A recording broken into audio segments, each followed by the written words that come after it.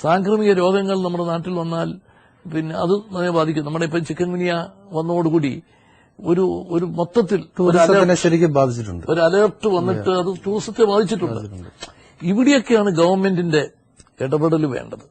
അല്ലാതെ ടൂറിസത്തിന്റെ വികസനം എന്ന് പറയുമ്പോൾ കുറെ പൊതുമേഖലാ ഹോട്ടലുകൾ ഗവൺമെന്റ് ഉണ്ടാക്കുക, അവിടെ ഇതാക്കുക എന്നുള്ളതല്ല. അത് പലപ്പോഴും പിന്നെ പുതിയ ഇൻവെസ്റ്റ്മെന്റുകൾ, സ്വകാര്യ ഇൻവെസ്റ്റ്മെന്റുകൾ അല്ലെങ്കിൽ ജോയിന്റ് ഇൻവെസ്റ്റ്മെന്റ് അതുപോലുള്ള കാര്യങ്ങളിലേക്ക് വിട്ടുകൊടുക്കണം.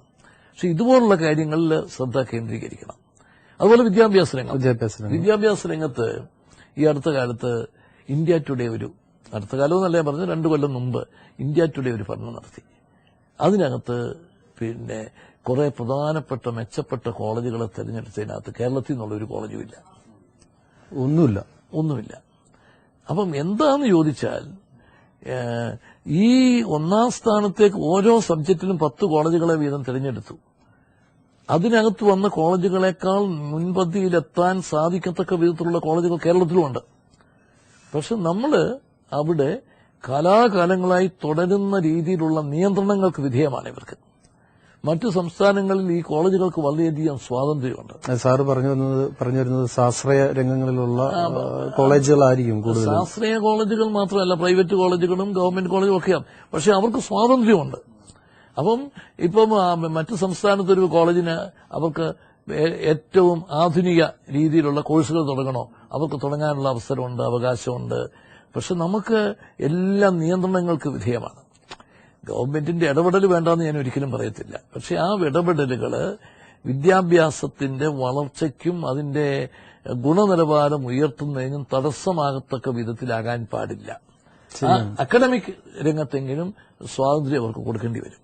അപ്പം നമുക്ക് കേരളത്തിന് വികസന സാധ്യതകൾ വളരെ വലുതാണ്. പക്ഷെ ആ സാധ്യതകൾ നമ്മൾ പ്രായോഗികമായിട്ട് ഉൾക്കൊള്ളണം. ഞാൻ കാണുന്ന ഏറ്റവും പ്രധാനപ്പെട്ട മേഖലകൾ ഈ 3 മേഖലകളാണ്: ടൂറിസം, IT, ഹൈ ക്വാളിറ്റി, പിന്നെ ഹയർ എഡ്യൂക്കേഷൻ.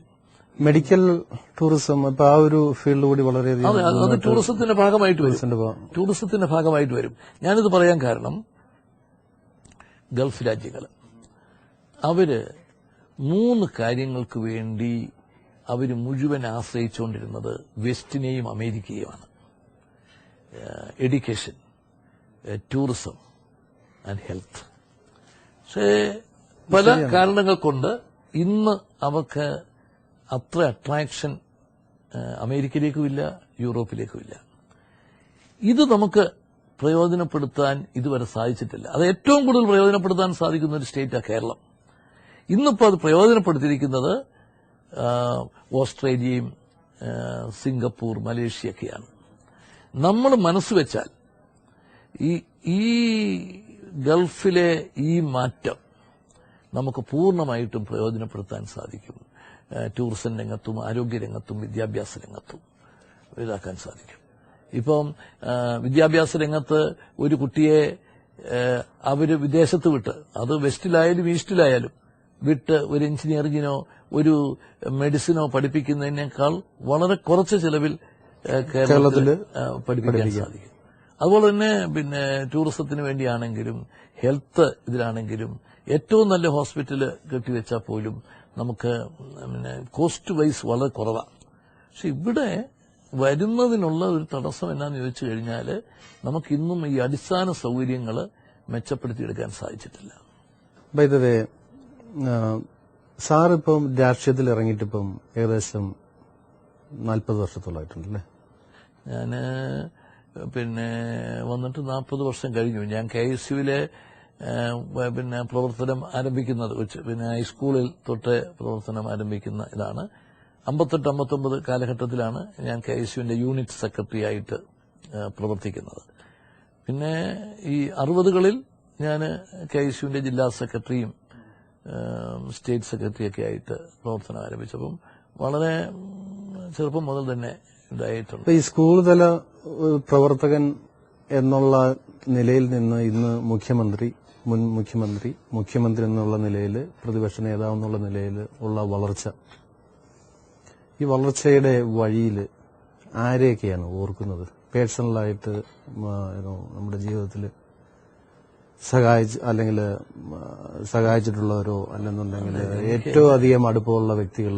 എന്നെ സംബന്ധിച്ചിടത്തോളം പിന്നെ ഞാന് 47 വർഷം, ഞാൻ MLA ആയിട്ട് തന്നെ 37 വർഷമായി. 47-48 വർഷമായിട്ട് പൊതുപ്രവർത്തന രംഗത്ത്, രാഷ്ട്രീയ രംഗത്ത് ഒക്കെ പ്രവർത്തിക്കാൻ എനിക്ക് ഭാഗ്യം ലഭിച്ചിട്ടുണ്ട്. ഞാൻ വലിയ കഴിവൊന്നുമുള്ള ആളല്ല. പക്ഷേ എനിക്ക് എന്റെ സഹപ്രവർത്തകരിൽ നിന്ന് കിട്ടിയിട്ടുള്ള ഒരു സപ്പോർട്ടും അവരുടെ ഒരു പ്രോത്സാഹനമൊക്കെയാണ് എന്റെ ഏറ്റവും വലിയ കഴിവായിട്ടുള്ളത്. ഞാനൊരു ജോയിന്റ് ലീഡർഷിപ്പിൽ വിശ്വസിക്കുന്ന ഒരാളാണ്. ഒരു അപ്രമാദിത്വമോ അല്ലെങ്കിൽ ഞാൻ വലിയൊരു കഴിവുള്ള ആളാണ് അതുകൊണ്ട് ബാക്കിയുള്ളവരൊക്കെ, ഒരിക്കലും ഞാൻ അങ്ങനെ സമയം എടുത്തിട്ടില്ല, അങ്ങനെ വന്നിട്ടുമില്ല. അപ്പൊ അതുകൊണ്ട് എനിക്ക് എല്ലാ ഭാഗത്തു നിന്നുമുള്ള സഹകരണം കിട്ടിയിട്ടുണ്ട്. ഞാൻ അർഹിക്കുന്നതിനേക്കാൾ കൂടുതൽ സപ്പോർട്ടും അംഗീകാരവുമാണ് എനിക്ക് എന്റെ പൊതുപ്രവർത്തന രംഗത്ത് കിട്ടിയിട്ടുള്ളത്. ഞാൻ ആ കാര്യത്തിൽ പൂർണ്ണമായും ഞാൻ സംതൃപ്തനുമാണ്. പക്ഷേ KSUവിലൊക്കെ പ്രവർത്തിക്കുന്ന ആ ഒരു കാലഘട്ടം, അന്ന് വളരെയധികം പരിമിതികളും ബുദ്ധിമുട്ടുകളും പ്രയാസങ്ങളും ഒക്കെ ഉണ്ടായിരുന്നു. അതിൽ നിന്നൊക്കെ വളരെ കൂടുതൽ ഉന്നതമായ സ്ഥാനത്തെത്തിയിട്ടുണ്ട്. അതുപോലെ തന്നെ സൗകര്യങ്ങളും വളരെ കൂടിയിട്ടുണ്ട്. പക്ഷെ അന്ന് കിട്ടിയിരുന്ന ഒരു മാനസിക സംതൃപ്തി ഇന്നത്തെ പൊതുപ്രവർത്തനത്തിന് കിട്ടുന്നില്ല. അന്ന് പട്ടിണിയാണേലും വളരെയേറെ ബുദ്ധിമുട്ടിയാണ് പ്രവർത്തിക്കുന്നെങ്കിലും അന്നൊരു ലഭിച്ചിരുന്ന ഒരു മാനസിക രാഷ്ട്രീയത്തിൽ പൊതുപ്രവർത്തന രംഗത്ത് പ്രവർത്തിക്കുന്നത് എന്നെ സംബന്ധിച്ചിടത്തോളം നമ്മുടെ ഒരു സംതൃപ്തി എന്നുള്ളതാണ് ഏറ്റവും പ്രധാനമായിട്ടുള്ള സംഗതി. ഞാനിങ്ങനെ പലപ്പോഴും ആലോചിക്കാറുണ്ട്, എന്റെ ഒരു അറിവ് വെച്ച് രാഷ്ട്രീയത്തിലാണ് ഏറ്റവും കൂടുതൽ മത്സരമുള്ളത്, കോമ്പറ്റീഷൻ ഉള്ളത്. അങ്ങനെയുള്ള രാഷ്ട്രീയത്തിൽ ഇത്രയും നിലയിൽ എത്തുക എന്ന് പറഞ്ഞു കഴിഞ്ഞാൽ ഒരു വലിയൊരു ഭാഗ്യം തന്നെയാണ്. അപ്പം തീർച്ചയായിട്ടും എങ്ങനെ ഇത് ഇത്രയും മത്സരമുള്ള ഈ രംഗത്ത് പിടിച്ചു നിൽക്കുന്നു? എപ്പോഴെങ്കിലും ചിന്തിച്ചിട്ടുണ്ടോ ഈ രാഷ്ട്രീയം പറ്റിയിട്ട് വേറെ ഏതെങ്കിലും ഫീൽഡിലോട്ട് മാറണമെന്നോ അങ്ങനെ എന്തെങ്കിലും ഭാവിയിൽ ചിന്തിച്ചിട്ടുണ്ടോ? ഞാനൊരിക്കലും ഒരു നിരാശനായിട്ട്, ഈ വിജയത്തിൽ അമിതമായിട്ട് സന്തോഷിക്കുകയോ പരാജയത്തിൽ പരിധി വിട്ട് നിരാശപ്പെടുകയോ ചെയ്യുന്ന ഒരു കൂട്ടത്തിലല്ല. പിന്നെ ഞാൻ നേരത്തെ പറഞ്ഞല്ലോ, ഞാൻ അർഹിക്കുന്നതിനേക്കാൾ കൂടുതൽ അംഗീകാരവും പിന്നെ സപ്പോർട്ടും പ്രോത്സാഹനവും ഒക്കെ എല്ലാ ഭാഗത്തു നിന്നും എനിക്ക് കിട്ടിയിട്ടുണ്ട്. ഞാൻ ആ കാര്യത്തിൽ പൂർണ്ണമായും സംതൃപ്തനാണ്. അറിയിക്കുന്നതിനേക്കാൾ കൂടുതൽ കിട്ടി എന്നുള്ള വിശ്വാസമാണ് എനിക്കുള്ളത്. എന്റെ ഇത് എല്ലാ ഭാഗത്തു നിന്നുമുള്ള ഈ സഹകരണം കൊണ്ട് നേടിയിട്ടുള്ള നേട്ടങ്ങളാണ്. അത് നിലനിർത്താനാണ് ഞാൻ ശ്രമിക്കുന്നത്. ഒരു പൊതുപ്രവർത്തകന്റെ സമ്പത്തെന്ന് പറഞ്ഞാൽ ഞാൻ വിശ്വസിക്കുന്നത് മറ്റുള്ളവരുടെ സൗഹൃദവും മറ്റുള്ളവരുടെ ഒരു പിന്തുണയും ഒക്കെയാണ്. ഇപ്പം ഞാൻ രാഷ്ട്രീയത്തില് എന്ത് സ്ഥാനത്തെത്തിയാലും ജനങ്ങള് എന്നെ സ്നേഹിക്കുന്നില്ല, ജനങ്ങൾ എന്നെ അംഗീകരിക്കുന്നില്ലെങ്കിൽ ആ സ്ഥാനം കൊണ്ട് എന്താ പ്രയോജനം? അതേ സമയത്ത് എനിക്കൊരു സ്ഥാനവും ഇല്ലെങ്കിലും ജനങ്ങളുടെ സ്നേഹവും ജനങ്ങളുടെ ഇടയിലുള്ള ഒരു അംഗീകാരം ഉണ്ടെങ്കിൽ എനിക്ക് സ്ഥാനമില്ലെങ്കിൽ എന്ത് എന്ന് വിശ്വസിക്കുന്ന ഒരു സമീപനമാണ് ഞാൻ എന്നും സ്വീകരിക്കാറുള്ളത്. അത് വെച്ച് നോക്കുമ്പോൾ ഞാൻ എന്നും ഭാഗ്യവാനാണ്. ഞാൻ ഏറ്റവും വലിയ, ആ അർത്ഥത്തിൽ ഞാൻ ഏറ്റവും വലിയ സമ്പത്തിന്റെ ഉടമയാണ്.